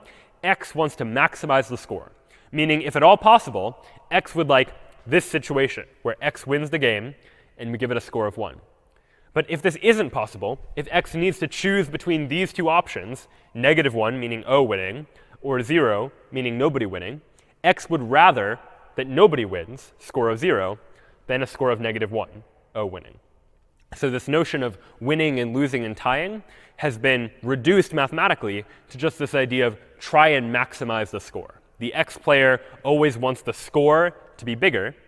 And on the flip side, the min player, in this case O, is aiming to minimize the score. The O player wants the score to be as small as possible. So now we've taken this game of X's and O's and winning and losing and turned it into something mathematical, something where X is trying to maximize the score, O is trying to minimize the score. Let's now look at all of the parts of the game that we need in order to encode it in an AI so that an AI can play a game like tic-tac-toe. So the game is going to need a couple of things. We'll need some sort of initial state that we'll in this case call S0, which is how the game begins, like an empty tic-tac-toe board, for example. We'll also need a function called player, where the player function is going to take as input a state, here represented by S, and the output of the player function is going to be which player's turn is it. Right? We need to be able to give a tic-tac-toe board to the computer, run it through a function, and that function tells us whose turn it is. We'll need some notion of actions that we can take. We'll see examples of that in just a moment. We need some notion of a transition model, same as before. If I have a state and I take an action, I need to know what results as a consequence of it. I need some way of knowing when the game is over. So this is equivalent to kind of like a goal test, but I need some terminal test, some way to check to see if a state is a terminal state, where a terminal state means the game is over. In the classic game of tic-tac-toe, a terminal state means either someone has gotten 3 in a row, or all of the squares of the tic-tac-toe board are filled. Either of those conditions make it a terminal state. In a game of chess, it might be something like when there is checkmate, or if checkmate is no longer possible, that becomes a terminal state. And then finally, we'll need a utility function, a function that takes a state and gives us a numerical value for that terminal state. Some way of saying if X wins the game, that has a value of 1. If O has won the game, that has a value of -1. If nobody has won the game, that has a value of 0. So let's take a look at each of these in turn. The initial state, we can just represent in tic-tac-toe as the empty game board. This is where we begin. It's the place from which we begin this search. And again, I'll be representing these things visually, but you can imagine this really just being like an array or a 2-dimensional array of all of these possible squares. Then we need the player function that, again, takes a state and tells us whose turn it is. Assuming x makes the first move, if I have an empty game board, then my player function is going to return x. And if I have a game board where x has made a move, then my player function is going to return O. The player function takes a tic-tac-toe game board and tells us whose turn it is. Next up, we'll consider the actions function. The actions function, much like it did in classical search, takes a state and gives us the set of all of the possible actions we can take in that state. So let's imagine it's O's turn to move in a game board that looks like this. What happens when we pass it into the actions function? So the actions function takes this state of the game as input, and the output is a set of possible actions. It's a set of I could move in the upper left, or I could move in the bottom middle. Those are the two possible action choices that I have when I begin in this particular state. Now, just as before, when we had states and actions, we need some sort of transition model to tell us when we take this action in the state, what is the new state that we get. And here, we define that using the result function that takes a state as input as well as an action. And when we apply the result function to this state, saying that let's let O move in this upper left corner, the new state we get is this resulting state, where O is in the upper left corner. And now this seems obvious to someone who knows how to play tic-tac-toe. Like, of course, you play in the upper left corner, that's the board you get. But all of this information needs to be encoded into the AI. The AI doesn't know how to play tic-tac-toe until you tell the AI how the rules of tic-tac-toe work. And this function, defining this function here, allows us to tell the AI how this game actually works and how actions actually affect the outcome of the game. So the AI needs to know how the game works. The AI also needs to know when the game is over, as by defining a function called terminal that takes as input a state s, such that if we take a game that is not yet over, pass it into the terminal function, the output is false. The game is not over. But if we take a game that is over, because x has gotten 3 in a row along that diagonal, pass that into the terminal function, then the output is going to be true, because the game now is, in fact, over. And finally, we've told the AI how the game works in terms of what moves can be made and what happens when you make those moves. We've told the AI when the game is over. Now we need to tell the AI what the value of each of those states is. And we do that by defining this utility function that takes a state s and tells us the score, or the utility, of that state. So again, we said that if x wins the game, that utility is a value of 1, whereas if O wins the game, then the utility of that is -1.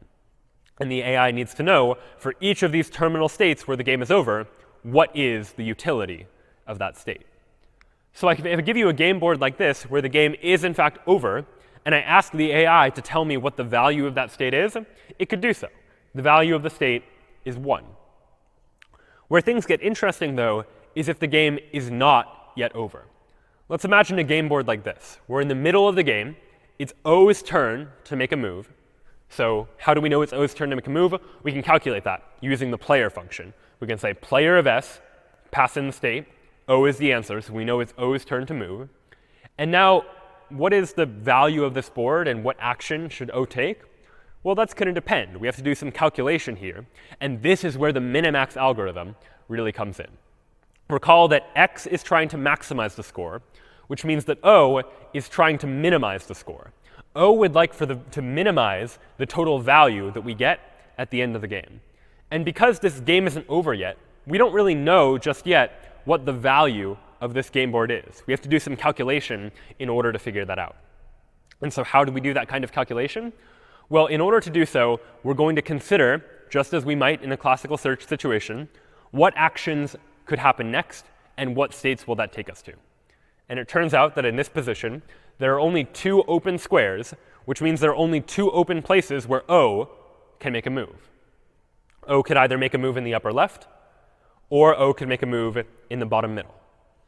And Minimax doesn't know right out of the box which of those moves is going to be better, so it's going to consider both. But now we sort of run into the same situation. Now I have 2 more game boards, neither of which is over. What happens next? And now it's in this sense that Minimax is what we'll call a recursive algorithm. It's going to now repeat the exact same process, although now considering it from the opposite perspective. It's as if I am now going to put myself, if I am the O player, I am going to put myself in my opponent's shoes, my opponent as the X player, and consider what would my opponent do if they were in this position? What would my opponent do, the X player, if they were in that position? And what would then happen? Well, the other player, my opponent, the X player, is trying to maximize the score, whereas I am trying to minimize the score as the O player. So X is trying to find the maximum possible value that they can get. And so what's going to happen? Well, from this board position, X only has one choice. X is going to play here, and they're going to get 3 in a row. And we know that that board, X winning, that has a value of 1. If X wins the game, the value of that game board is 1. And so from this position, if this state can only ever lead to this state, it's the only possible option, and this state has a value of 1, then the maximum possible value that the X player can get from this game board is also 1. From here, the only place we can get is to a game with a value of 1, so this game board also has a value of 1. Now we consider this one over here. What's going to happen now? Well, X needs to make a move. The only move X can make is in the upper left, so X will go there. And in this game, no one wins the game. Nobody has 3 in a row, so the value of that game board is 0. Nobody's won.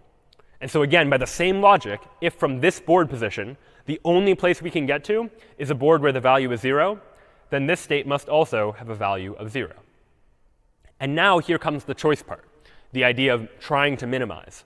I, as the O player, now know that if I make this choice, moving in the upper left, that is going to result in a game with a value of 1, assuming everyone plays optimally. And if I instead play in the lower middle, choose this fork in the road, that is going to result in a game board with a value of 0. I have 2 options. I have a 1 and a 0 to choose from, and I need to pick. And as the min player, I would rather choose the option with the minimum value. So whenever a player has multiple choices, the min player will choose the option with the smallest value, the max player will choose the option with the largest value. Between the 1 and the 0 is smaller, meaning I'd rather tie the game than lose the game. And so this game board, we'll say, also has a value of 0, because if I am playing optimally, I will pick this fork in the road. I'll place my O here to block X's 3 in a row. X will move in the upper left, and the game will be over, and no one will have won the game. So this is now the logic of minimax, to consider all of the possible options that I can take, all of the actions that I can take, and then to put myself in my opponent's shoes. I decide what move I'm going to make now by considering what move my opponent will make on the next turn. And to do that, I consider what move I would make on the turn after that, so on and so forth, until I get all the way down to the end of the game, to one of these so-called terminal states. In fact, this very decision point, where I am trying to decide as the O player what to make a decision about, might have just been a part of the logic that the X player, my opponent, was using the move before me. This might be part of some larger tree where X is trying to make a move in this situation and needs to pick between 3 different options in order to make a decision about what to happen. And the further and further away we are from the end of the game, the deeper this tree has to go, because every level in this tree is going to correspond to one move or action that I take, one move or action that my opponent takes in order to decide what happens. And in fact, it turns out that if I am the X player in this position, and I recursively do the logic and see I have a choice, 3 choices in fact, one of which leads to a value of 0. If I play here, then if everyone plays optimally, the game will be a tie. If I play here, then O is going to win, and I'll lose playing optimally. Or here, where I, the X player, can win, well, between a score of 0 and -1 and 1, I'd rather pick the board with a value of 1, because that's the maximum value I can get. And so this board would also have a maximum value of 1. And so this tree can get very, very deep, especially as the game starts to have more and more moves. And this logic works not just for tic-tac-toe, but any of these sorts of games where I make a move, my opponent makes a move, and ultimately we have these adversarial objectives. And we can simplify the diagram into a diagram that looks like this. This is a more abstract version of the minimax tree, where these are each states, but I'm no longer representing them as exactly like tic-tac-toe boards. This is just representing some generic game that might be tic-tac-toe, might be some other game altogether. Any of these green arrows that are pointing up, that represents a maximizing state. I would like the score to be as big as possible. And any of these red arrows pointing down, those are minimizing states, where the player is the min player, and they are trying to make the score as small as possible. So if you imagine in this situation, I am the maximizing player, this player here, and I have 3 choices. One choice gives me a score of 5, one choice gives me a score of 3, and one choice gives me a score of 9. Well, then between those 3 choices, my best option is to choose this 9 over here, the score that maximizes my options out of all of the 3 options.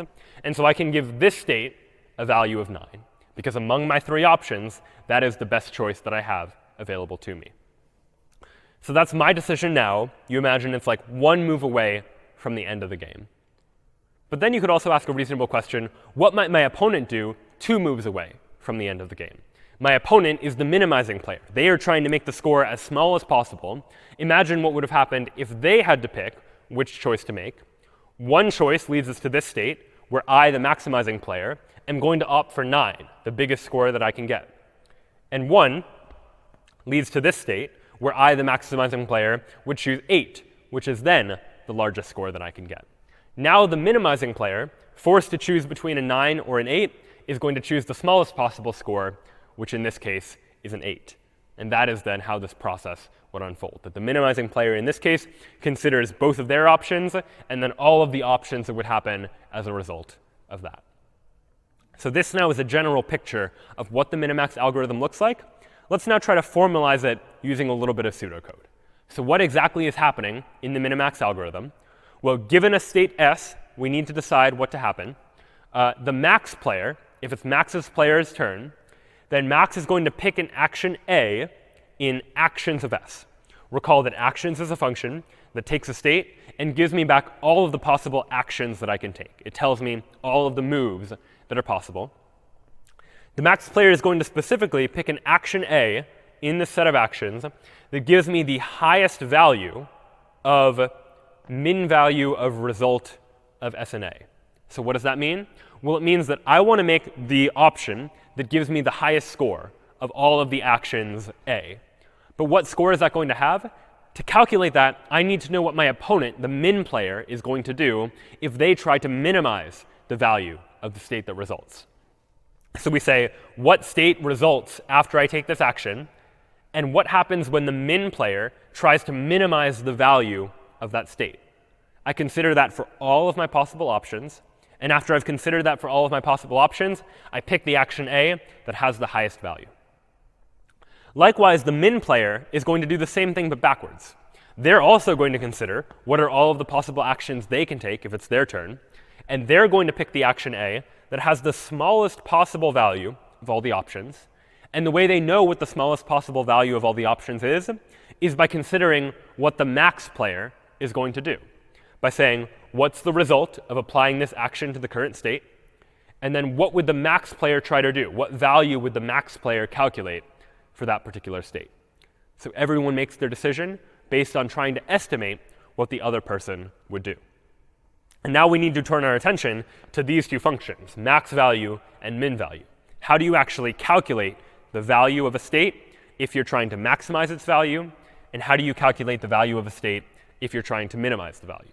If you can do that, then we have an entire implementation of this minimax algorithm. So let's try it. Let's try and implement this max value function that takes a state and returns as output the value of that state if I'm trying to maximize the value of the state. Well, the first thing I can check for is to see if the game is over. Because if the game is over, in other words, if the state is a terminal state, then this is easy. I already have this utility function that tells me what the value of the board is. If the game is over, I just check, like, did X win? Did O win? Is it a tie? And this utility function just knows what the value of the state is. What's trickier is if the game isn't over, because then I need to do this recursive reasoning about thinking, what is my opponent going to do on the next move? And I want to calculate the value of this state, and I want the value of the state to be as high as possible. And I'll keep track of that value in a variable called v. And if I want the value to be as high as possible, I need to give v an initial value. And initially, I'll just go ahead and set it to be as low as possible, because I don't know what options are available to me yet. So initially, I'll set v equal to -infinity, which seems a little bit strange. But the idea here is I want the value initially to be as low as possible, because as I consider my actions, I'm always going to try and do better than v. And if I set v to -infinity, I know I can always do better than that. So now I consider my actions. And this is going to be some kind of loop where for every action in actions of state, recall actions as a function that takes my state and gives me all the possible actions that I can use in that state. So for each one of those actions, I want to compare it to v. and say, all right, v is going to be equal to the maximum of v and this expression. So what is this expression? Well, first it is get the result of taking the action in this state, and then get the min value of that.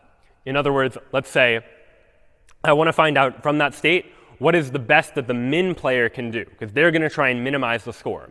So whatever the resulting score is of the min value of that state, compare it to my current best value, and just pick the maximum of those two, because I am trying to maximize the value.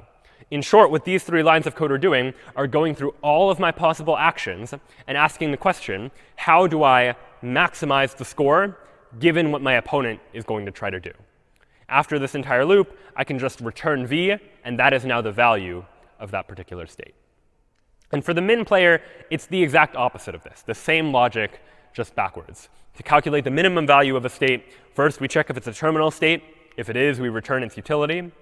Otherwise, we're going to now try to minimize the value of the state given all of my possible actions. So I need an initial value for v, the value of the state, and initially I'll set it to infinity, because I know I can always get something less than infinity. So by starting with v equals infinity, I make sure that the very first action I find, that will be less than this value of v. And then I do the same thing. Loop over all of my possible actions, and for each of the results that we could get when the max player makes their decision, let's take the minimum of that and the current value of v. So after all is said and done, I get the smallest possible value of v that I then return back to the user. So that, in effect, is the pseudocode for minimax. That is how we take a game and figure out what the best move to make is by recursively using these max value and min value functions, where max value calls min value calls max value, back and forth, all the way until we reach a terminal state, at which point our algorithm can simply return the utility of that particular state. But what you might imagine is that this is going to start to be a long process, especially as games start to get more complex, as we start to add more moves and more possible options and games that might last quite a bit longer.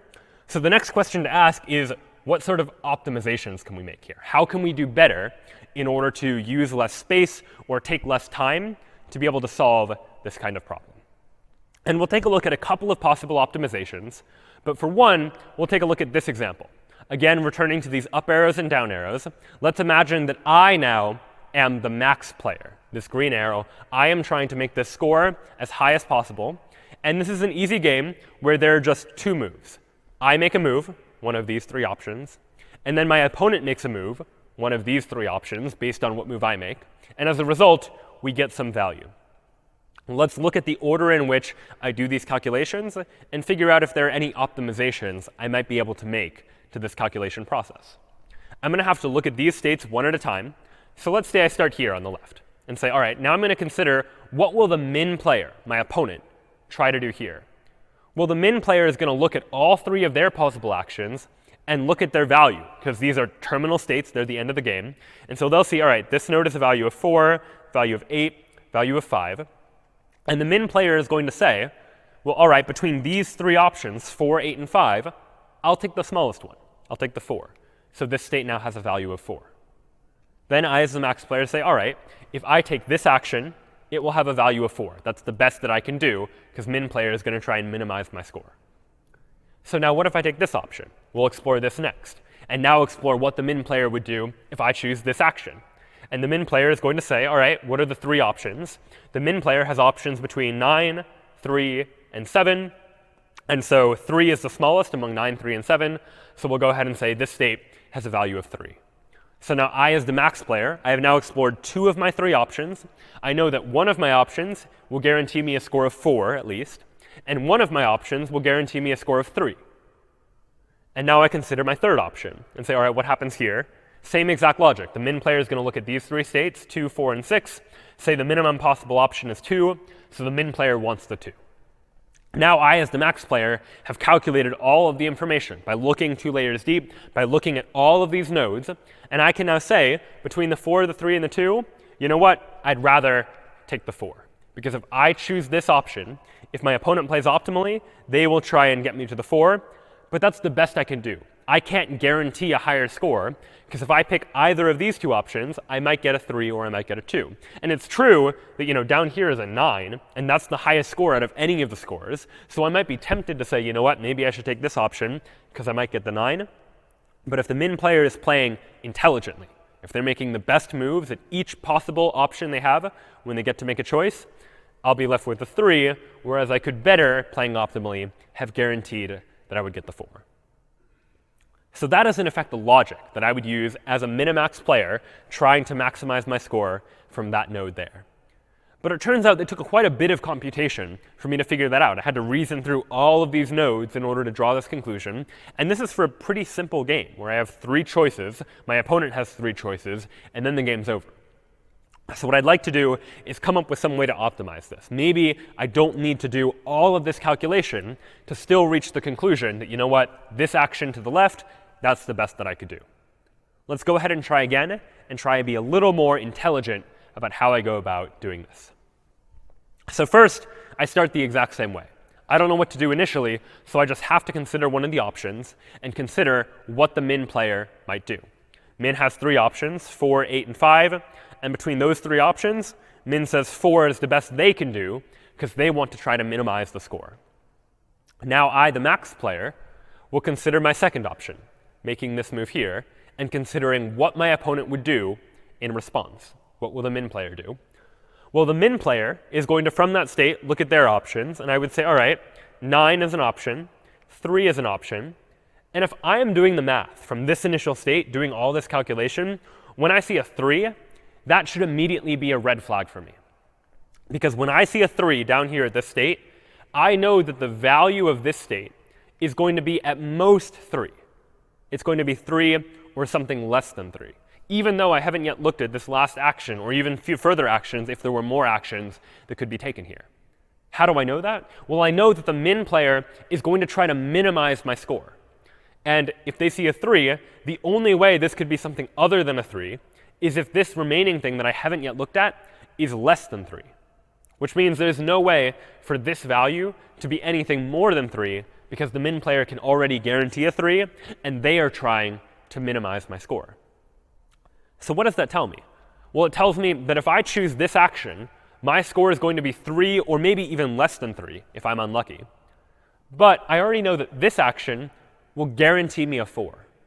And so given that I know that this action guarantees me a score of 4, and this action means I can't do better than 3, if I'm trying to maximize my options, there is no need for me to consider this triangle here. There is no value, no number that could go here that would change my mind between these 2 options. I'm always going to opt for this path that gets me a 4, as opposed to this path where the best I can do is a 3 if my opponent plays optimally. And this is going to be true for all of the future states that I look at too. That if I look over here at what min player might do over here, if I see that this state is a 2, I know that this state is at most a 2. Because the only way this value could be something other than 2 is if one of these remaining states is less than a 2, and so the min player would opt for that instead. So even without looking at these remaining states, I, as the maximizing player, can know that choosing this path to the left is going to be better than choosing either of those 2 paths to the right, because this one can't be better than 3, this one can't be better than 2, and so 4 in this case is the best that I can do. So in order to do this, and I can say now that this state has a value of 4. So in order to do this type of calculation, I was doing a little bit more bookkeeping, keeping track of things, keeping track all the time of what is the best that I can do, what is the worst that I can do, and for each of these states saying, all right, well, if I already know that I can get a 4, then if the best I can do at this state is a 3, no reason for me to consider it. I can effectively prune this leaf and anything below it from the tree. And it's for that reason that this approach, this optimization to minimax, is called alpha-beta pruning. Alpha and beta stand for these 2 values that you'll have to keep track of the best you can do so far and the worst you can do so far. And pruning is the idea of if I have a big, long, deep search tree, I might be able to search it more efficiently if I don't need to search through everything, if I can remove some of the nodes to try and optimize the way that I look through this entire search space. So alpha-beta pruning can definitely save us a lot of time as we go about the search process by making our searches more efficient. But even then, it's still not great as games get more complex. Tic-tac-toe, fortunately, is a relatively simple game, and we might reasonably ask a question like, how many total possible tic-tac-toe games are there? You can think about it. You can try and estimate, how many moves are there at any given point, how many moves long can the game last. It turns out there are about 255,000 possible tic-tac-toe games that can be played. But compare that to a more complex game, something like a game of chess, for example. Far more pieces, far more moves, games that last much longer. How many total possible chess games could there be?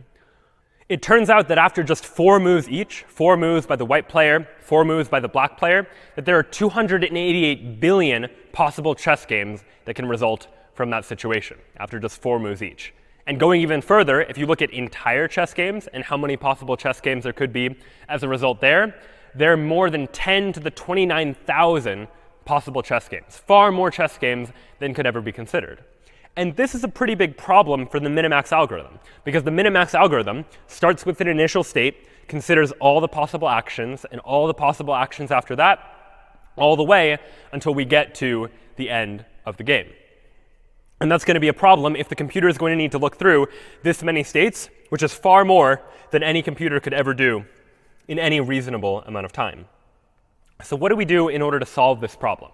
Instead of looking through all these states, which is totally intractable for a computer, we need some better approach. And it turns out that better approach generally takes the form of something called depth-limited minimax, where normally minimax is depth unlimited. We just keep going layer after layer, move after move, until we get to the end of the game.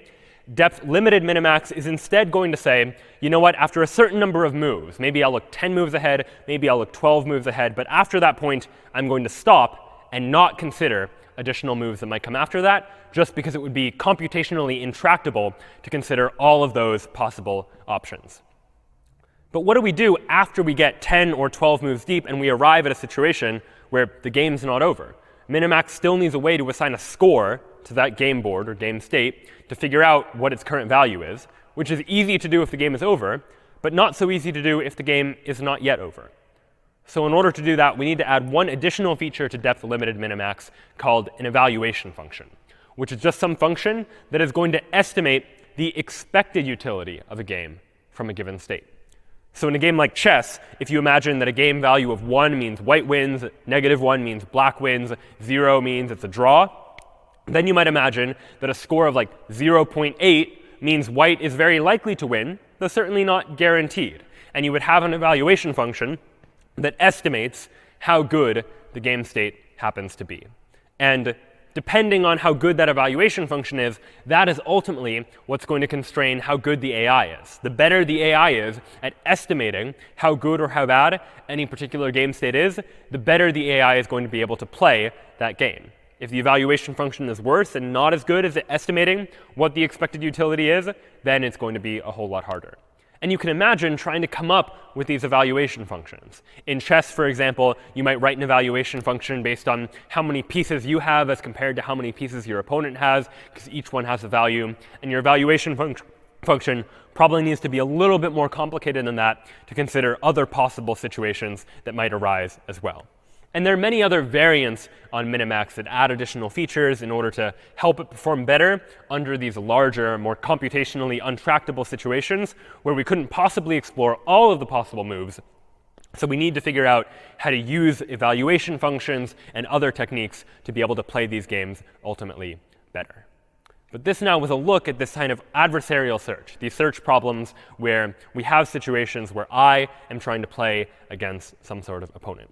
And these search problems show up all over the place throughout artificial intelligence. We've been talking a lot today about more classical search problems like trying to find directions from one location to another. But any time an AI is faced with trying to make a decision, like what do I do now in order to do something that is rational or do something that is intelligent, or trying to play a game, like figuring out what move to make, these sort of algorithms can really come in handy. It turns out that for tic-tac-toe, the solution is pretty simple because it's a small game. XKCD has famously put together a webcomic where he will tell you exactly what move to make as the optimal move to make, no matter what your opponent happens to do.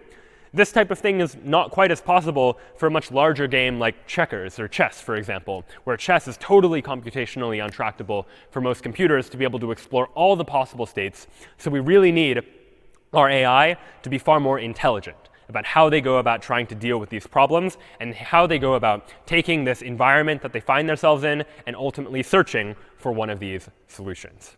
So this then was a look at search in artificial intelligence. Next time, we'll take a look at knowledge, thinking about how it is that our AIs are able to know information, reason about that information, and draw conclusions, all in our look at AI and the principles behind it. We'll see you next time.